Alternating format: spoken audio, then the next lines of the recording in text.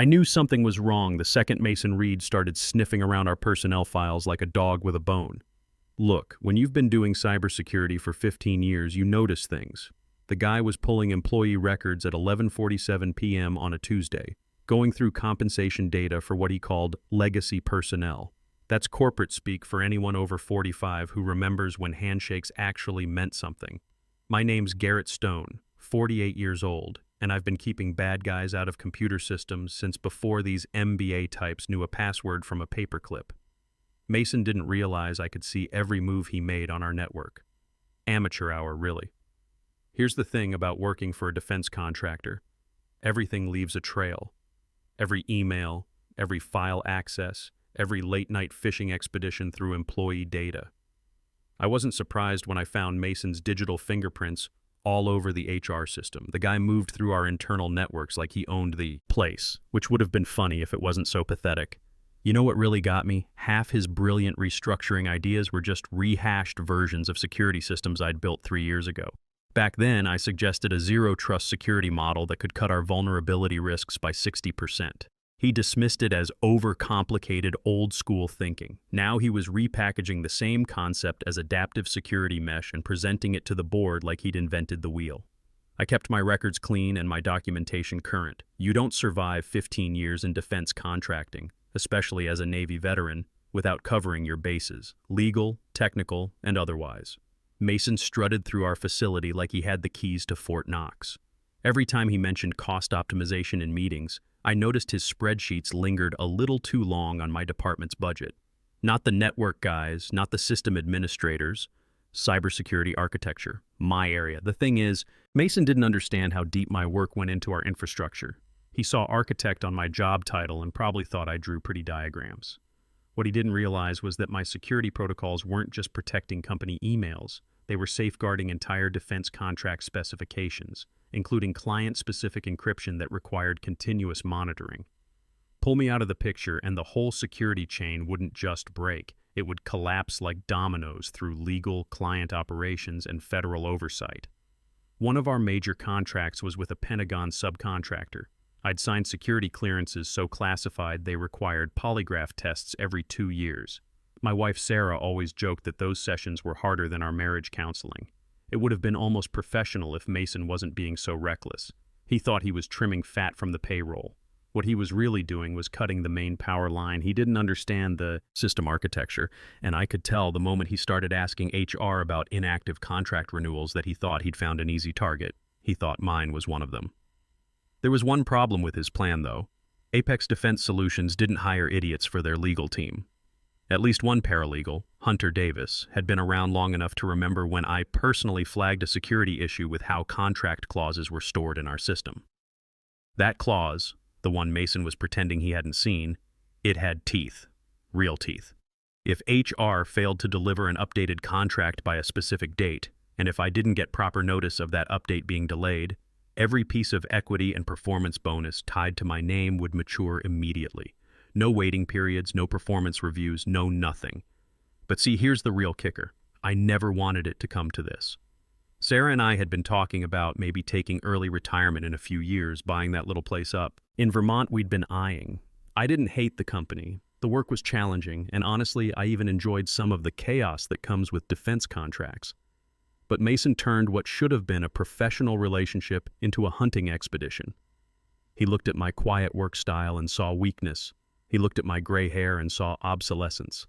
He looked at my name on his cost-cutting spreadsheet and thought, easy win. All I had to do was wait and watch, keep doing my job, keep my mouth shut, and let Mason dig his own grave.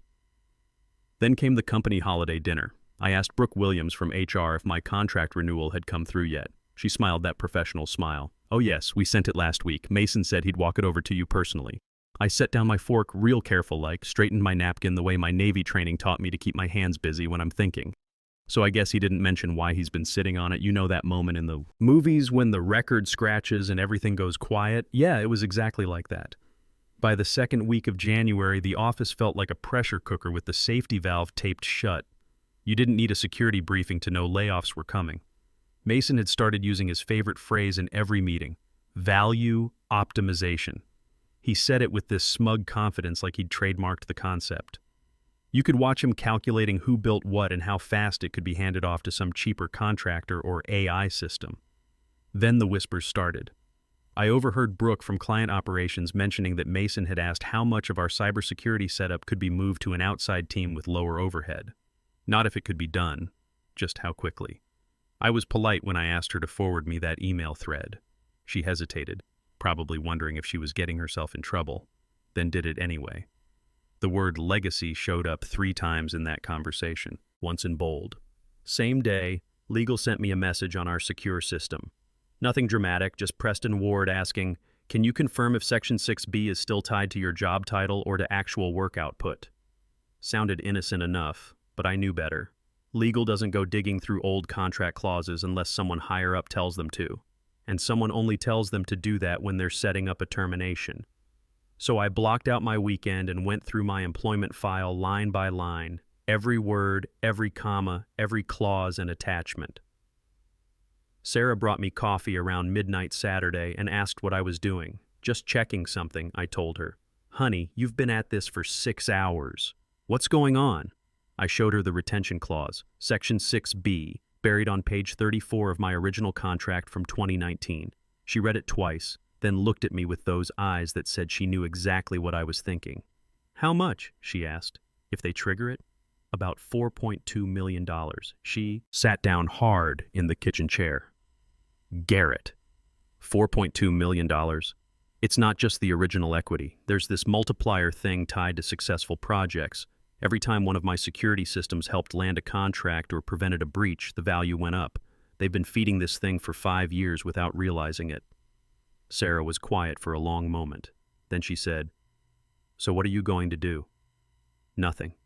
That's the beauty of it. I'm going to do absolutely nothing except my job." The retention clause wasn't buried in some forgotten filing cabinet. It was right there in the digital files, clear as day. Mason just hadn't done his homework. Or maybe he figured a guy like me wouldn't know enough about contracts to matter. On Monday morning, I ran into him in the hallway. He had those wireless earbuds in, probably listening to some podcast about disrupting workplace efficiency or whatever these guys consume for breakfast. I kept my voice level. "You planning to restructure the cybersecurity side of things?" He pulled out one earbud like I was interrupting something important. "Not specifically," he said, using that polished corporate tone they teach in business school. "But yes, we're evaluating legacy positions across the board. Nothing's set in stone." There was that word again.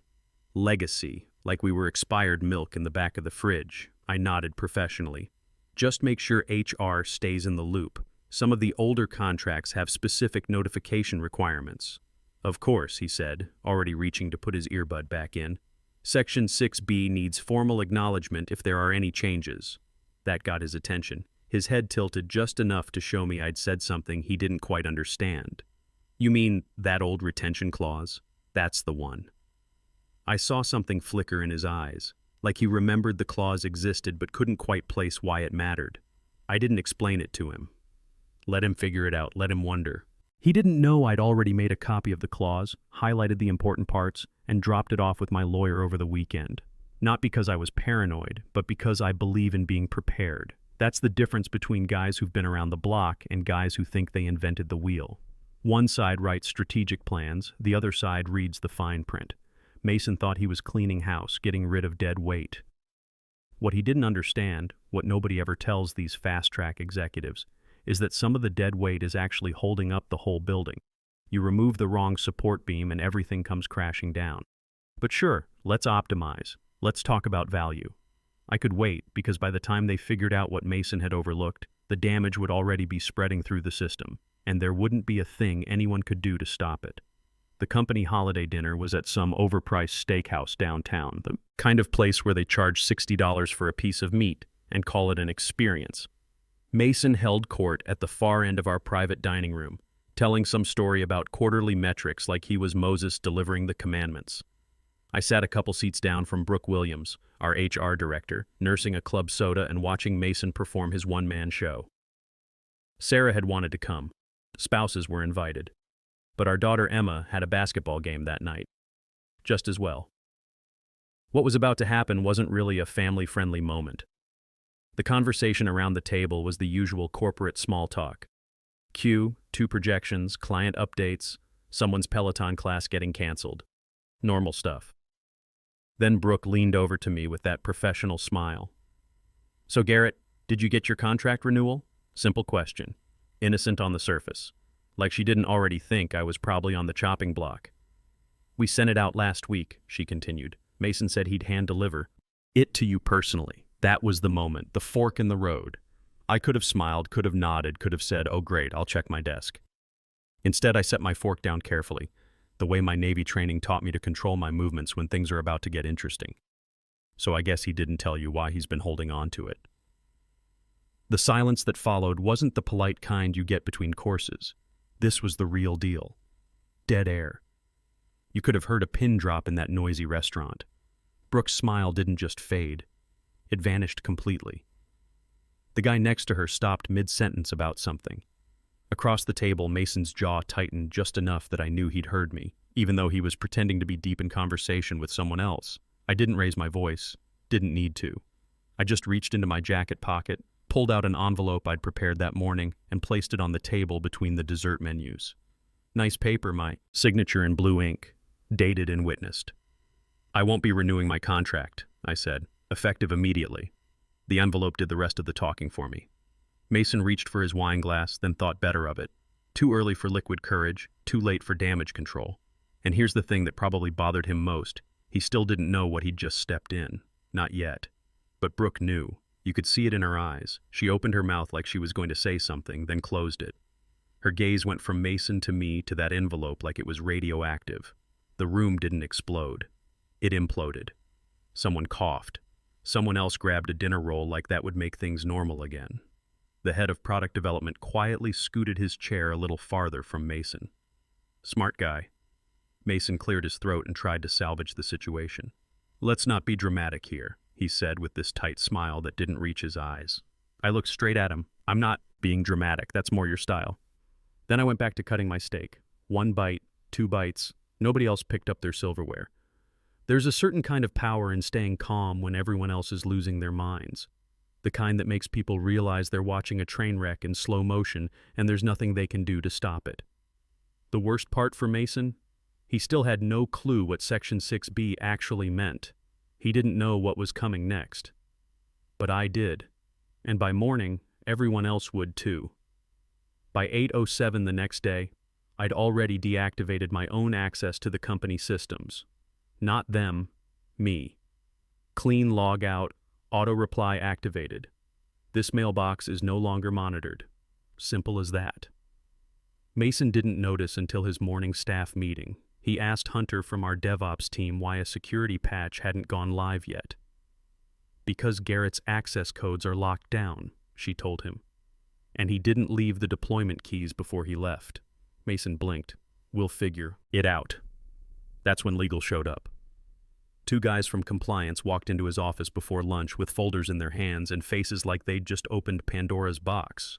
One of them, Preston Ward I think, had a sticky note on his folder that just said 6B confirmed. Mason actually laughed when he saw it. "Come on, that old clause." That was from before the last restructuring. "No way that's still valid." Preston didn't laugh. "It's absolutely still binding. The original contract was never amended."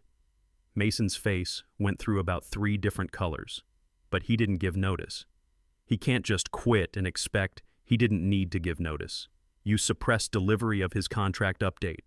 That counts as non-renewal without proper documentation. That's when it hit him. Mason leaned back in his chair like someone had punched him in the gut. He's bluffing. There's no way we actually owe him anything. But there was. See, back in 2019 when nobody was paying attention to retention, clauses for senior technical people, they'd given me leverage. Section 6B was crystal clear. If a contract update gets suppressed or not delivered with proper records, all stock grants, loyalty payouts, and performance bonuses convert to immediate payout. The magic number, $4.2 million in actual shares, not some maybe someday performance bonus. Real money. Liquid assets. Mason was scrambling now. He can't prove I didn't deliver it. Brooke spoke up from the doorway. She'd been standing there the whole time, looking like she'd seen a ghost. Actually, he can prove it. He asked me directly at dinner. Mason opened his mouth to say something, then realized he couldn't. Not when half the room had heard exactly how I'd phrased it. Not when HR had logged it. Not when 2 other department heads were sitting at the same table. He slumped in his chair. Fine. So it's enforceable. Can't we negotiate something? Work out a settlement? Preston shook his head. The clause doesn't include any mitigation language. You missed the window, Mason snapped. This is insane. We can't just hand over $4.2 million because of some paperwork technicality.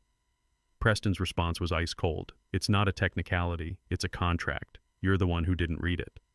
Outside Mason's office, the rumors started flying. Only this time, people weren't wondering if layoffs were coming. They were wondering what other things Mason had screwed up. I wasn't there to see any of this, by the way. I was sitting in a coffee shop across town, reading the news on my laptop and thinking about how Sarah and I could finally afford that place in Vermont, maybe get a boat for the lake, take Emma on a real vacation instead of those weekend camping trips we'd been doing to save money. They thought my silence meant I was weak. Turns out silence is just a loaded weapon, and mine had just gone off. By day 3, the CFO looked like he'd been living on coffee and antacids. I wasn't there to witness it personally, but word travels fast in the defense contracting world. Accounting got pulled into what they started calling the crater. Mason demanded a full review of my equity package, looking for any way to minimize the damage. There has to be a way to reduce this, he kept saying, pacing around the emergency finance meeting like a caged animal. He wasn't even a VP. He didn't manage people, which was true. I didn't manage people. I managed the systems that made half their jobs possible in the first place. The problem wasn't just the $4.2 million base amount. Section 6B had language most contracts don't include, a performance multiplier tied to successful projects. Every time one of my security systems helped land a contract or prevented a breach, the total payout went up automatically. And the vesting schedule that had been spread across multiple product launches? Mason had never bothered to understand how that worked. It compounded faster than he'd ever imagined. Meanwhile, the real damage started showing up where Mason had never thought to look, with our clients. Our biggest client, North Point Defense, sent an email with the subject line, "Continuity assurance required." That's military contractor speak for prove your house isn't on fire. Their CTO wanted a full breakdown of backup plans for the optimization systems I'd built over 4 years. Systems that weren't just code, they were adaptive frameworks tied to real-time logistics and contract compliance. Mason tried to bluff his way through it, sent back some corporate nonsense about seamless internal transitions. North Point's response was brutal. We'll be holding all pending contract extensions until this is resolved.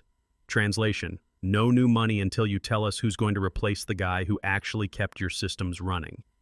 Day 4 brought another client crisis. Westfield Defense paused their Phase 2 integration. Same reason, same silence from our end. Then came the internal email that started the real avalanche. Someone in sales accidentally sent a message to the entire operations team. If Garrett's out, are we renegotiating all the SLAs? Nobody replied to that email. Mason didn't even try to respond. Because the second someone answered that question honestly, the House of Cards would become a formal liability report, the kind that investors pay attention to, the kind that gets attached to quarterly reports and scares away funding. The CFO made one last desperate attempt to push back on the performance multiplier, but legal shut that down fast. The clause was airtight, the milestones were documented, and every timestamp was legally sound. Only one thing left to do: cut the check. That same day, a recruiter I knew from Titan Systems sent me a text. "Heard you're available. We need to talk." I smiled, not because I wanted revenge, but because word travels fast when the person they tried to push out ends up being the person they can't replace. Titan didn't need to Titan. Check my references. They'd been watching Apex Defense's public contracts for years, and they knew exactly where my fingerprints were on every successful security implementation. Their CTO got straight to the point during our meeting. "We've been following your work for years," she said. "That constraint framework you built for the Westfield project? Game-changing stuff." I shook her hand and didn't bother correcting her assumptions about my background. I'd learned a long time ago that sometimes it's better to let people draw their own conclusions. They offered me a position on the spot. Strategic cybersecurity consultant, partner track, 7-figure equity package. No probationary period, no performance reviews for the first year. just an outline of what I'd be working on and an invitation to help them compete against companies like Apex Defense. Meanwhile, back at my former employer, things went from bad to worse. The COO, Colton Hayes, broke protocol and sent me a personal email. Subject line, "Let's talk. Garrett, this situation is getting out of hand. We'd like to reset expectations and find a constructive path forward." I didn't reply, my lawyer did. She thanked them for reaching out, confirmed that I was no longer associated with the company, and attached a summary of Section 6B with all the relevant dates and deadlines. Then she added a polite but firm note: any further communication should go through legal channels. Colton replied the next morning with one sentence: "Would you consider a settlement agreement?" They attached terms, $2.8 million with a non-disclosure agreement. I didn't even think about it, declined immediately, because a payout with strings attached was exactly the kind of Band-Aid solution Mason would have suggested. And I wasn't about to sell back the respect I'd earned fair and square, through every ignored suggestion, every stolen idea, every legacy system comment tossed around like it was nothing. I didn't want revenge for revenge's sake. I wanted what every working man deserves, to be treated with dignity and to have my contributions recognized. And now I had both. Titan gave me complete autonomy over their new security architecture project. I named the system Athena, after the Greek goddess of strategic warfare. Seemed fitting, considering how Apex Defense had just provided me with the perfect case study in corporate strategy. In my first week at Titan, I walked past a glass-walled conference room where two project managers were discussing system architecture. One of them looked up and said to the other, "That's him. That's the guy who built the framework Mason couldn't replace." They didn't say it loudly, but they didn't need to. My reputation had arrived before I did. I never updated my LinkedIn profile, never made any public statements about what happened at Apex Defense. But in the defense contracting world, word gets around when someone who was supposed to be dead weight ends up being irreplaceable. The final chapter came about a month later. Sarah and I were having dinner, takeout Chinese on a Tuesday night, nothing fancy, when she showed me an article from Defense Industry Weekly. Apex Defense Solutions faces client retention challenges following senior personnel changes. The article didn't mention me by name, but it didn't need to. Anyone in the industry could read between the lines. "So," Sarah said, setting down her chopsticks, "how does it feel?" I thought about it for a minute. How did it feel? Honestly, it felt like justice. Not the dramatic movie theater kind of justice, but the quiet, everyday kind that happens when preparation meets opportunity and patience pays off. "It feels like I can finally afford to take you and Emma on that vacation to Europe you've been talking about," I said. She laughed. "Garrett Stone, you are the most practical man I've ever met. That's why you married me. That's one of the reasons. We used part of the settlement money to buy that house in Vermont. Nothing flashy. 3 bedrooms, a dock on the lake, enough space for Emma to bring friends when she visits from college. The rest went into investments in Emma's education fund. Mason, from what I heard through the industry grapevine, got reassigned to Director of Special Projects. Corporate speak for we can't fire him because of his contract. But we're never letting him near anything important again." His corner office became a shared workspace near the break room. His calendar went from back-to-back meetings to mostly empty blocks. I didn't take any satisfaction in his downfall, honestly. The guy made his own bed by not doing his homework and underestimating people he should have respected. But here's what I learned from the whole experience, and it's something I tell younger guys in the industry now. Your reputation isn't built on the loudest voice in the room or the flashiest presentation. It's built on showing up every day, doing good work, and treating people with respect. Mason thought corporate success was about optimization and efficiency and cutting costs. What he didn't understand is that success, real, lasting success, is about building something that can't be easily replaced. And sometimes, the quietest person in the room is the one holding the most important piece of the puzzle. 6 months later, Titan Systems landed the biggest defense contract in company history. The client specifically requested me by name to lead the cybersecurity architecture, not because I was the loudest or the flashiest, but because I was the one who understood that security isn't just about keeping bad guys out. It's about building trust that lasts. I kept my Vermont house, my family, my dignity, and my professional reputation. Mason kept his expensive suits and his MBA vocabulary. I know which trade I'd make again in a heartbeat. You know what they say about patience being a virtue? Sometimes it's also a strategy, and sometimes the best revenge is just being too good at your job to ignore. Sometimes the most dangerous person in any company isn't the one shouting orders from the corner office. It's the quiet professional who actually reads the contracts and remembers every detail. Real power doesn't come from having the fanciest title or the loudest voice. It comes from being so good at what you do that removing you would cost more than keeping you ever did.